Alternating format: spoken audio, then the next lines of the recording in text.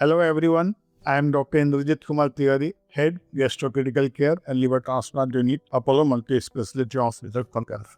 आज हम जिस विषय को लेके आप लोग के सामने आए हैं, मानसून के सीजन में क्या क्या बीमारी हमको हो सकती है, क्या क्या प्रिकॉशन हमको लेना चाहिए और बीमारी होने से हम उससे कैसे छुटकारा पा सकते हैं, इस चीज का हम कुछ मिनटों में डिस्कशन करें। ये मानसून का सीजन आप जो देख रहे हैं, सबसे बड़ा प्रॉब्लम होता है कॉन्टामिनेटेड वाटर।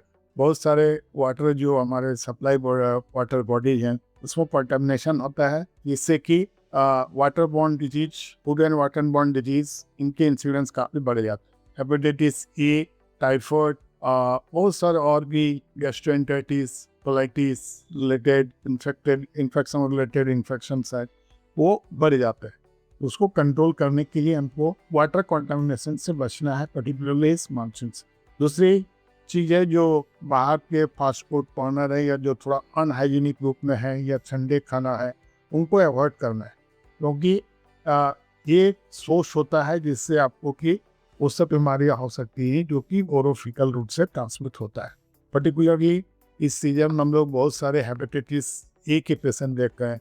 तो आपको स्वच्छ रहना है, आपको स्वच्छ पानी पीना है और खाना जो है आपको तरोताज़ा गर्म खाना खाने की ज़रूरत है।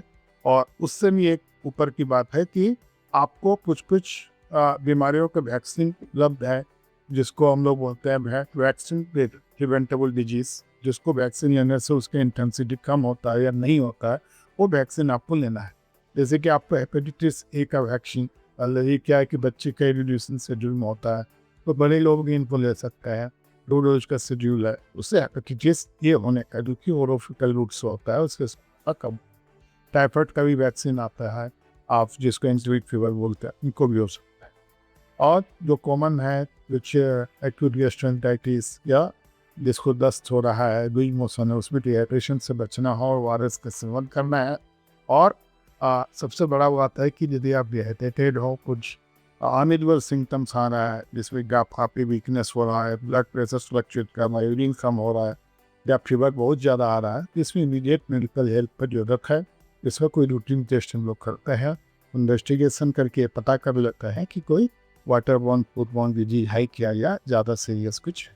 तो हमारा मैसेज ये है कि बदलते सीजन में, इस मानसून के सीजन में आपको थोड़ा सा अलर्ट रहने की ज़रूरत है, क्योंकि वाटर कंटामिनेशन से बचना है, फूड कंटामिनेशन से रोकना है। जो साग सब्जी मार्केट में मिल रहे हैं उनको 2 बार 3 कप धो के आप उनका सेवन करें, अच्छी तरह से उबाल के उसका सेवन करें। और कोई भी सिम्टम्स आए तो उसको इग्नोर मत कीजिए, जो रिलेवेंट टेस्ट है उसको कराएं। और ट्रीटमेंट में सबसे बड़ी बात होती है आपको डिहाइड्रेशन को रोकना है। और प्रोफाइलेक्सिस में ये वैक्सीन अवेलेबल है, आप डॉक्टर का कंसल्ट मार के उस वैक्सीन को ये दोगे। नमस्कार।